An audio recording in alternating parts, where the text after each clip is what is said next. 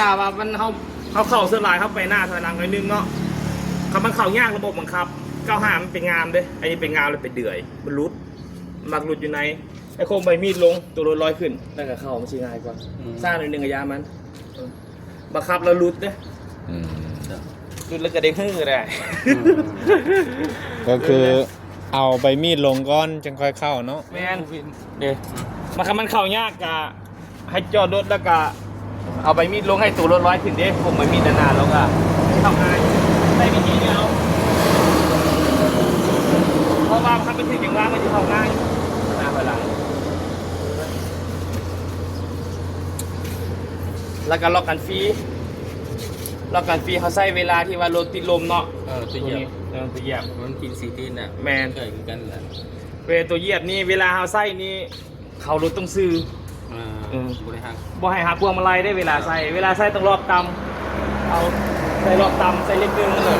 พอเหยียบเวลาจะเหยียบจะต้องเหยียบจำเวลาปาบาเดียวเพราะการทำงานของมันเนาะการเขาเหยียบจำแล้วมันสีล็อกอยู่ในเด็กตีหลัง2เบื้องนี้มันสีกดขึ้นคันว่าเขาเหยียบประจำอันนี้เป็นตัวผู้นี่เป็นตัวแม่มันเข้าหน่อยนึงปากมันสีบินได้ถ้าเหยียบจำกึบเลยเหยียบประจำกับมันบินต้องเดินแล้วมันจะคอยมีแต่2อย่างนี่แหละตัวพอควรระวัง3อย่างนี่แหละอันอื่นก็ปกติอื่นคือกันเขาเคยใส่เนี่ยล่ะถ้าว่าเวลาจะใส่คันว่าเอาบ่มั่นใจหรือว่าบ่เข้าใจคาดกะ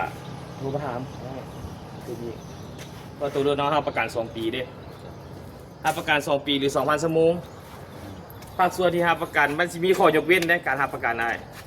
การหาประกันคือว่าเงื่อนไขการหาประกันคือว่าสิ่งใดที่มันเกิดจากตัวรถคือแบบว่าจักเนาะอยู่ดีมันนอกเอาไปตรวจสอบเบิ่งน้ำมันเครื่องก็มีหรือว่าเป็นยอดทำงานโอเคใหม่ๆเบิดเปลี่ยนอะไรเปลี่ยนตาแห้งฟรีมันมีมันจะไปเห็นตกน้ำบ่จักนอกสิเอาแต่งให้ฟรีแล้วอะไรจะได้ซื้อใส่ไม่แง่กับว่าเด้แต่งฟรีคือจากอาชีพไทยบ่เป็นอย่างนั้นนะเอาแต่งให้ฟรีภายใน2 ปีแต่ว่าอะไรได้ซื้อใส่ฟรีค่าแปลงพวกซินพวกอย่างครับประกัน50 ชั่วโมงถ้าว่ามันห่วงเนี่ยก็โทรหาเขาเปลี่ยนให้ซินจะซื้อเจ้าต้องบริเทียบเรา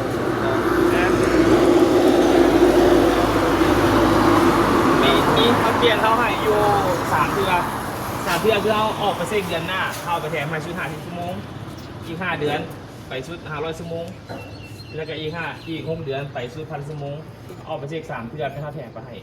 กรณีถ้าว่าฮอดชั่วโมงก่อนเป็นได้ซื้อเปลี่ยนเลยเพราะว่ามันบริเวณ5 นาทีแถมเด็กมันโรงงานแถมเด็กแถมมาในโรงงานมันต้องออกไปตามเดือนต้องเอาผู้เสียผู้จะคล้องรถเนี่ยนั่งเข้าใจกันแล้วผู้ใดการเราดูฟังแล้วเดี๋ยวกันอย่ากินเนาะมันผู้ใส่ก็ไปจิ้มเจ้าเก่าได้หรอเคยใส่แล้วเปลี่ยนมาชีเสริมมาอุปโภคตัวนี้เป็นพวกเขาเป็นพวกต่อเครื่องหรือเขาเอาไปใส่เครื่องคีบอ้อยก็ได้เวลาเขาใส่เอาเปิดตัวนี้แล้วก็ใส่ยูประตูเขาบริใส่กับพี่เก่าเขาใส่เขาก็เปิดแบบตัวนี้การเปิดวาล์วคอนโทรลไม่มีดันดินนั่นสิเนาะเขาเปิดบ่ให้เป็นมีลูกจำเนี่ยถ้าเขาเปิดตัวนี้ขึ้นเขาโค้งคอนโทรลลงปัดไดไปมีกับลงเพียงหน้าดินตัวมัน10 ลอยขึ้นตัวนี้เปิดไส้คอนโทรลเขาเปิดกับไว้ไส้เสริมมาตัวนี้ซื้อแล้วทำงานเนาะอันนี้นะถือว่าปิดเนาะหรือว่าเปิดแนวนี้ถ้าเราเปิดปุ๊บลาเขาโค้งคอนโทรลลงไปมีกับเพียงหน้าดินแต่เขาใส่เวลาปรับทางก็ซื้อดอกไอ้ปรับหน้าก็บ่ได้ปรับทางที่มองลูกมองโน้นดิเวลาเขาปรับทางปรับอย่างนะใส่แต่เขาใส่การปรับหน้านี้มันยากเพราะน้ำมองลูกมองโน้นเนาะเอาต้องใส่คอนโทรลที่เก่ามีแต่สัมผัสนะนี่ก็นี่ยังมันนี่แล้วละไอ้เป็นคอนโทรลเป็นมีตัวนี้ไม่มีลิ้นตัวนี้เลยตัวนี้เขาโทษอุปกรณ์เสริมบริษัทตัวนี้ด้ามตัวนี้ใบมีแต่ดินตัวนี้ขึ้นยกหางตัวนี้ตัวซิตี้นี่ตัวกับตัวนี้โลไฮถ้าเวลาเขาจะใส่ตัวซิตี้นี่เขาสิมาปดอยู่ข้างหลังก่อนนะมาปดอยู่นี่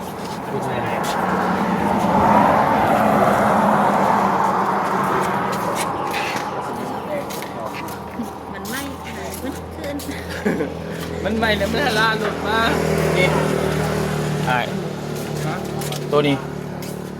มันเป็นตัวล็อกนี่ถ้าเขาจะใส่ตัวนั้นเขาต้องมาปลดนี้ปลดตัวนี้ตู้ออกมาแล้วเขาจังใส่ตัวนี้ได้เขาใส่เวลาว่าเขาไปไถว่า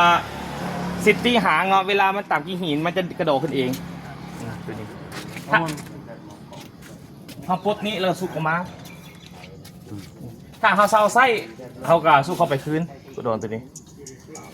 นี่เวลาไส้เขามาตั้ง ได้เห็นใส่เลยครับ เกียร์เท้าวัวไส้คอยอยากแนะนำมาไส้ ใช่ ดิแล้วเขาเอามาตั้งอยู่นี่สมมติหางเขาขึ้นสูงสมีเนาะเขาต้องตั้งตัวนี้ลื่นไป2 เซนเวลาหางที่ว่ากระดอนเขาแนะนำไส้แต่ว่าเป็นประเภทหินถ้าหินมันยังกระดอนขึ้นไรถ้าไปเจอโต๊ะเนาะสมมติโต๊ะมันสูงมันกระดอนขึ้นซ่านี่ใบไถ่แตกได้พอมันกระดอนขึ้นมันกระดอนขึ้นซ่าอยู่แล้วแล้วเวลาเขาเซาไส้เขาต้องเอาเขาล็อกไว้หูเถื่อ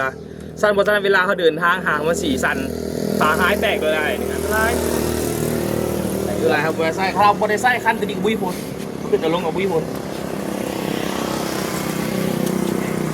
ไทยเป็นหลังก่อน ตัวล็อกไทยอีกแกฮะ ชูบิดนะ ถูกบิดเขาใส่หูเถื่อเวลาเขาเดินทางเราตัวล็อกไทยตัวล็อกไทยก็กระทบกัน มันออกกำลังส่วนภายในเวลาต้องถูต้องอย่างหางอีกสั่น เด็ดเด็ด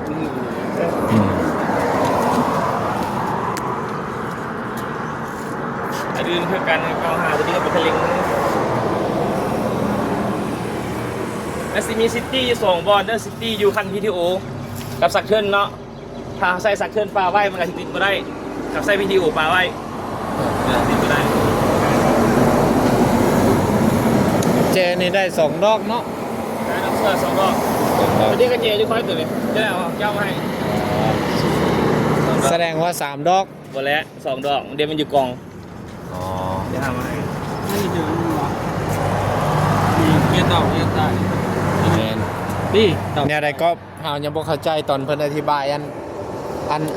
ใบมีดดันดินนี่ อันนี้ไม่มีน้ำดินอีกเวลา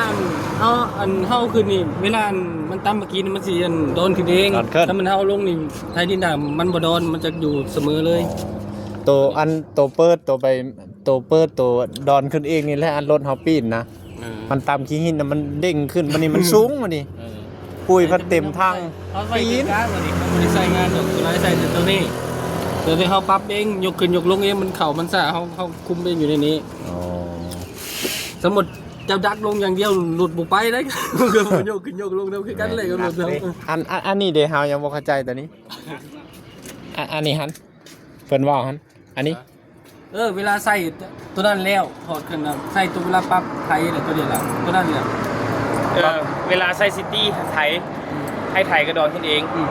ตัวในโพสเขาบ่ใส่กันผม เอาโบปุ๊ดคันเอาไส้แล้วปุ๊ดตุ้ดออกมาบ่ให้มันล็อกกันฝาหายไว้นะเวลาเขาไส้เนาะเขาจะตั้งคันตัวนั้นสูงก่อนคันซิตี้สูงกว่าคันไถมันจะกระดอนขึ้นเอง แต่เขาใส่ได้แต่ประเภทหินก็ต่อใส่บ่ได้ใบไถแตกรถมันยกขึ้นบวิด มันจะเป็นบ่ใส่กัน ก็จะเป็นบ่ไส้ถ้าว่าเขาออกจากส่วนปุ๊บให้ล็อกไว้คืนได้ถ้าจะบ่ล็อกไว้นี่ฝาหายแตกรถได้อันนี้อันตรายนะอันนี้เนาะบ่จะเป็นเขาบอกออก บ้านเลยทำนี่เจ้าก็ตายจะยิงใส่อยู่นี่เนาะ